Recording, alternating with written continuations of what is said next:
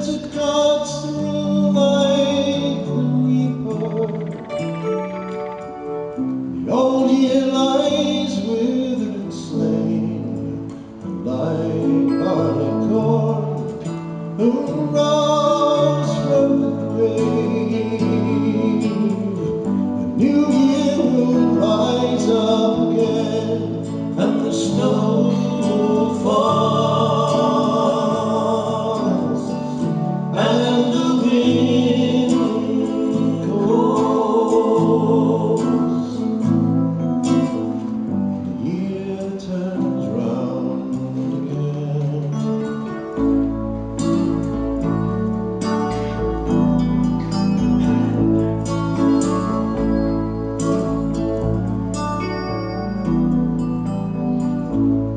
I'll wager a hat full of guineas against all of the songs you can sing.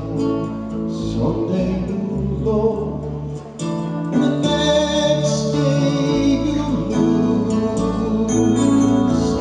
Winter will turn into spring, and the snow will fall, and the wind goes.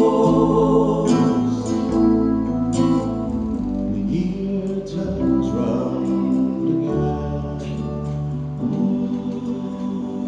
Albert and I grew up together through hard winters and hazy summers, and whenever he called me,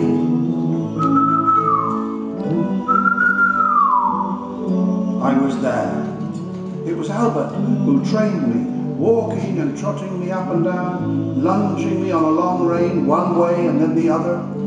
He looked after and protected me, just as he promised. They gave us a cheer as we clattered over the boards and out into no man's land, into a wilderness of barbed wire and the terrible litter of war. Suddenly the guns stopped firing overhead. The bugle sounded. I felt the spurs biting into my sides and moved up to be near a top form. "Do me proud, Joey," said Trooper Warren, drawing his sword. "Do me proud." I stumbled once and felt Trooper Warren lose a stirrup. He was praying aloud as he rode, but his prayers soon turned to curses. Then the cry went up from all around us, "Wire! Wire!" We found ourselves charging uphill into the wood, into the wire. Some of the horses were tangled in it already and were trapped there, unable to escape. The only way through was to jump, and when I saw Topthorne jumping over where the wire was lowest, I followed him into the thick of the enemy. From behind every tree, from trenches all around, they ran forward in their piked helmets, and soon we were surrounded by soldiers, their rifles pointing up at us. Behind us, around us, there were dozens of riderless horses. On the wire, one by one, those horses, still struggling, were being put out of their misery. Those were the last shots of the battle. "Throw down your sword," Captain Stewart told Trooper Warren. "There's been enough useless slaughter today." We came out of the woods, escorted by German soldiers. Prisoners we were now, like the men. There was no time for long farewells. "I shan't ever forget you, Joey," said Trooper Warren, and then he was marched away with Captain Stewart and the others.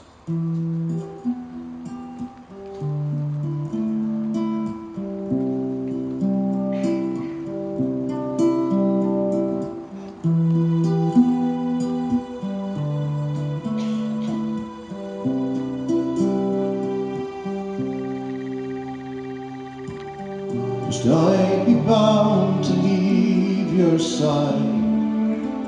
All my heart is begging me to bide, but every step still further from your door.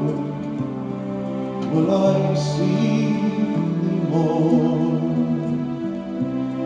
Will I see thee more?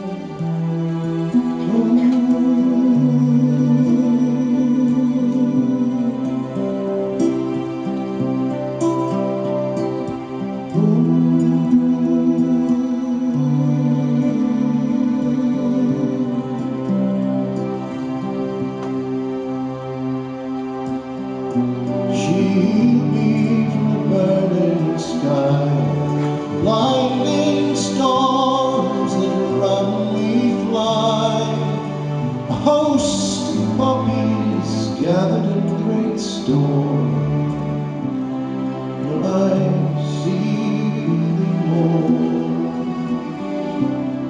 Will I see thee more?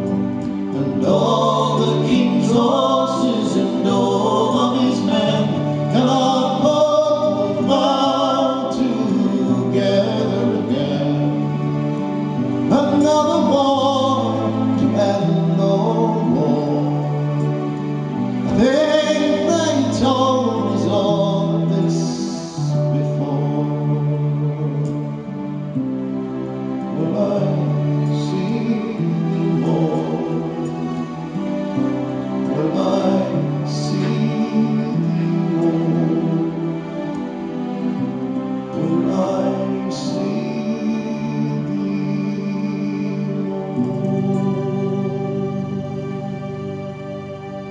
Topthorne and I found ourselves being led away down long country roads to an old farmstead where a field hospital had been set up in tents all around. We were just tied up and left there. After a while, an officer in a long grey coat with a bandage round his head emerged from the hospital tent. The soldiers everywhere stood stiffly to attention. He looked us over in open admiration. Magnificent! What wonderful creatures! These two horses came to hell fire to get here, he said. It is not their fault they were sent on a fool's errand. They are heroes! Do you understand? Heroes! And they will be treated as such. They need food, they need water. The officer made sure we were well looked after that. He saw to it himself. That was when a doctor appeared and told the officer that we had been assigned to transport the wounded. The officer protested vehemently. You cannot put fine cavalry horses to pulling carts. I will not permit it, Herr Doctor. Hauptmann, said the doctor patiently, do you really imagine that after this morning's madness, either side will be using cavalry again? We need transport horses, pulling horses. There are brave men lying out there on stretchers. Do you want them all to die, Hauptmann?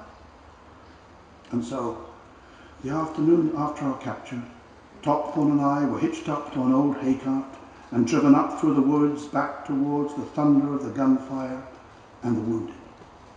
Topthorne was in a great state of alarm, for he had never pulled anything before in his life. This time, I was able to help and reassure him.